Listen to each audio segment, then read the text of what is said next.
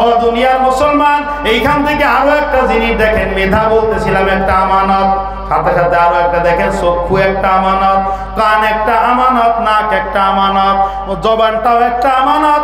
আরো একটা জিনিস দেখেন, আল্লাহ পাক রব্বুল আলামিন যত সন্তানাদি আপনাকে আমাকে দান করেছেন সেগুলো সব আমানত। কথা কোন ঠিক কি ঠিক না? বেশি বিরক্ত লাগতেছে নাকি? সন্তানাদি এটা হলো আমাদের জন্য আমানত।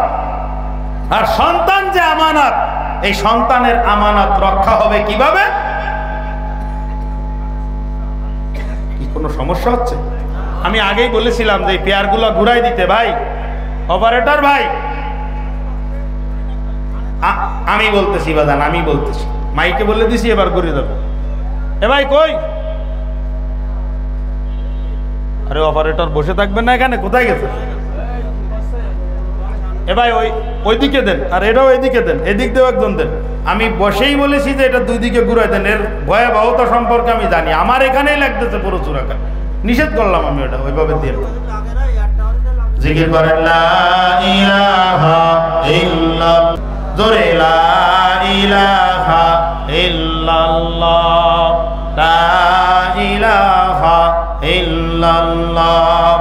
হাতে করে হাতের কাপ, পায়ে করে পায়ের কাপ, সময় থাকতে মুসলমান লও গো তোমার মাওলার নাম, লা ইলাহা ইল্লাল্লাহ, লা ইলাহা ইল্লাল্লাহ মুহাম্মাদুর রাসূলুল্লাহ। আমার দিকে খেয়াল করেন, আওয়াজ আমি কমাই দিচ্ছি ইনশাআল্লাহ, আমার দিকে খেয়াল করেন, এদিকে খেয়াল করেন। এবার ঠিক আছে? ঠিক আছে? এবার আমার একটু প্রেশার পড়বে কিন্তু অসুবিধা নেই, আমি ঠিক হয়ে যাব। আমি বলতেছিলাম সন্তানাদি একটা আমানত। সন্তানের বাবা হওয়া অত্যন্ত সহজ, কিন্তু সুসন্তানের বাবা হওয়া এটা কিন্তু কঠিন। কথা কয় না? সুসন্তানের বাবা হওয়া কঠিন। সন্তানের বাবা যে কেউ হইতে পারে, কিন্তু সুসন্তানের বাবা হওয়া, এই সন্তানের দ্বারায় সুনাম অর্জন করা, এই সন্তানের দ্বারায় নিজের মুখ উজ্জ্বল হওয়া, এটা কিন্তু অনেক দূরের ব্যাপার। এর জন্য পিতামাতাকে একটা কাজ করা দরকার, দুইটা কাজ করা দরকার। একটা হলো পিতামাতা দুজন আদর্শবান হওয়া, আর একটা হলো সন্তানকে আদর্শের পথ দেখানো। আমার কথা বুঝতেছেন না? কথা কয় না, রাগ করতেছেন আপনারা? সন্তানকে আদর্শবান করার জন্য আগে পিতামাতা আদর্শবান হইতে হবে। সন্তানকে দিনদার বানানোর জন্য পিতামাতা আগে দিনদার হইতে হবে, তারপরে গিয়ে সন্তানকে দিনদারের রাস্তা দেখাইতে হবে। সন্তানকে যদি দিনদার বানানো যায়, সন্তানকে যদি আদর্শবান বানানো যায়, তাহলে ওই পিতামাতার জীবন ধন্য হয়ে যাবে। সন্তানকে উচ্চশিক্ষিত করা, এটা কিন্তু আমি বলতেছি না উচ্চশিক্ষিত না, মানুষের মতো মানুষ বানানো। কি বল? লক্ষ লক্ষ টাকা, হাজার হাজার কোটি টাকা ঘুষ, দুর্নীতি, অন্যায়, অবিচার, এদিক ওদিক দিয়ে গাপলা মেরে বর্ষ করে দেয়, হারায় ফেলে। এরাও কি শিক্ষিত না?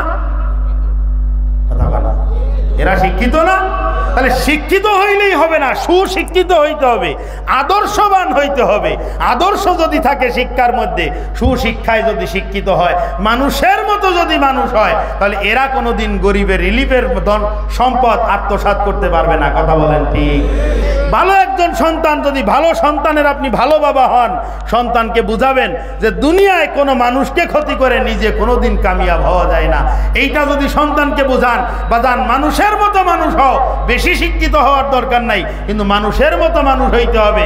যদি একটা বাচ্চা সে জেনারেল লাইনে পড়ুক, কোনো সমস্যা নাই, ওয়া ক খ ABCD পড়া এটা হারাম না, নাজায়েজ না। বর্তমান দুনিয়ায়, বর্তমান সময় ইংরেজি শিক্ষার প্রচুর পরিমাণে দরকার, ব্যাপক পরিমাণে দরকার।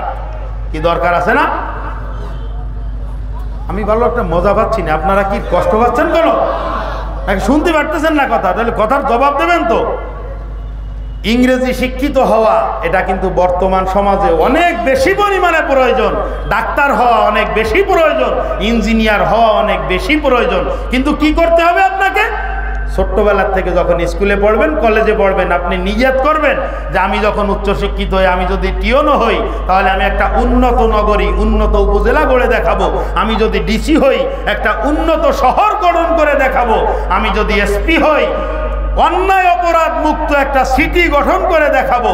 এই নিয়াত করে আপনি পড়াশোনা করবেন, আপনার প্রত্যেকটা হরফের বিনিময়ে একটা করে নেকি আল্লাহ দান করবেন। আর আপনি আগের থেকে নিয়ত করবেন আমি যদি ডিসি হইতে পারি, সরকারি যত সম্পদ আছে সব আমার নাম করে ফেলব। এই নিয়ত করে পড়বা, তোমার প্রত্যেকটা কদমে কদমে কবিরা গুনাহ হবে, লক্ষ লক্ষ মানুষের বদদোয়া নিয়ে তুমি কবরে যাবা।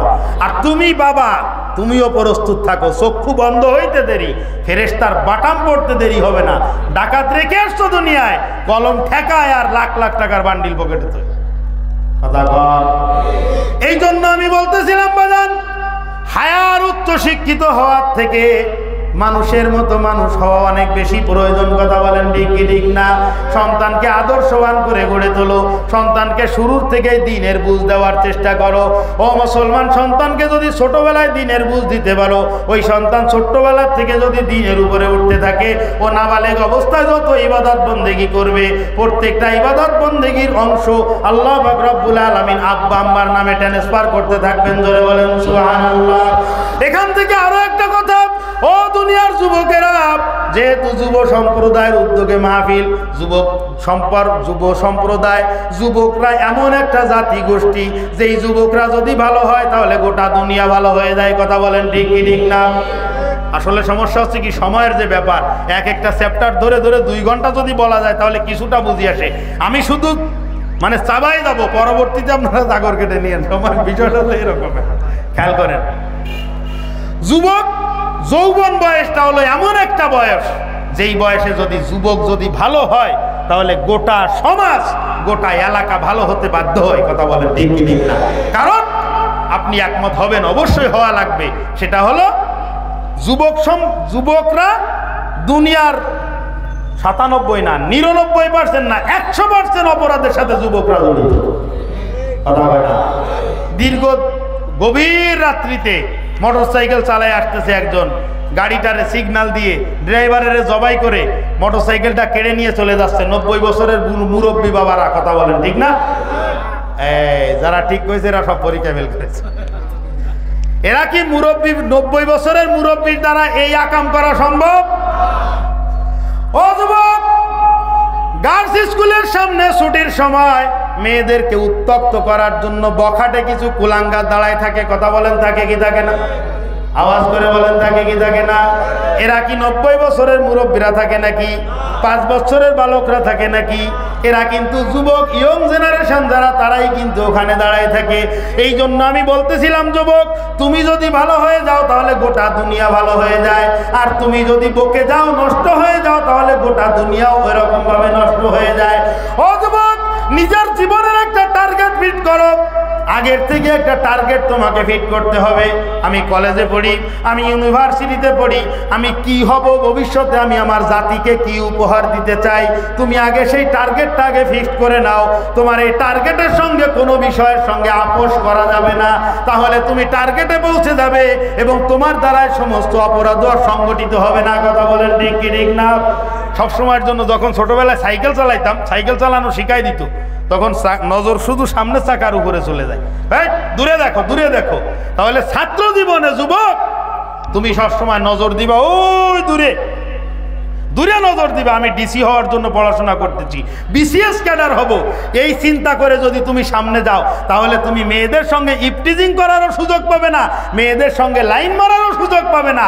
আর রাস্তার পাশে বসে বসে দরমার চটপট চটপট করে খেলে ওটা কি কয়? কথা বলে না। আরে মুরব্বীরা তো জানে না, অন্তত যুবকরা বলেন ওটা কি কয়? বড় মোবাইল নয় তো শর্টফট করে খেলে ওটা কি কয়? Free fire. এগুলো জানে, ফ্রি ফায়ার।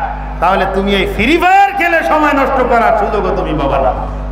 দেখেন আজকে রাস্তার বাড়ে বসে বসে ফ্রি ফায়ার খেলে সময় নষ্ট করতেছ। আল্লাহর কসম, এই ধারাবাহিকতা অব্যাহত থাকলে আগামী ভবিষ্যতে কালীবাড়ি বলে জুড়ি কুদাল নিয়েও এখানে সিরিয়াল দেওয়া লাগবে। আরে কথা কন, কালীবাড়ি মোড়ে হইতে জুড়ি কোদাল নিয়ে কিছু এমএফআর সিরিয়াল দেয় না? এমএফআর সিরিয়াল দেয়। ওইখানে কি বিসিএস ক্যাডাররা সিরিয়াল দেয়? ওইখানে সিরিয়াল দেয় তারাই যারা ছোটবেলায় বাপ মার কথা না শুনে ফ্রি ফায়ার খেলে বেড়াইছে। স্কুলে যাচ্ছি এই কথা বলে পাড়ার ছেলেদের সঙ্গে কাছের গুলি খেলেছে রাস্তায়। এরা হলো তারাই যারা এখন আর কোনো কিছু করতে পারে না, বুড়ি আঙ্গুল ফাঁস। জীবনে প্রতিষ্ঠিত হওয়ার জন্য শিক্ষার বিকল্প নাই, কথা বলেন ঠিক। আর আদর্শ জীবন যাপন করার জন্য আদর্শ শিক্ষার বিকল্প হইতে পারে না।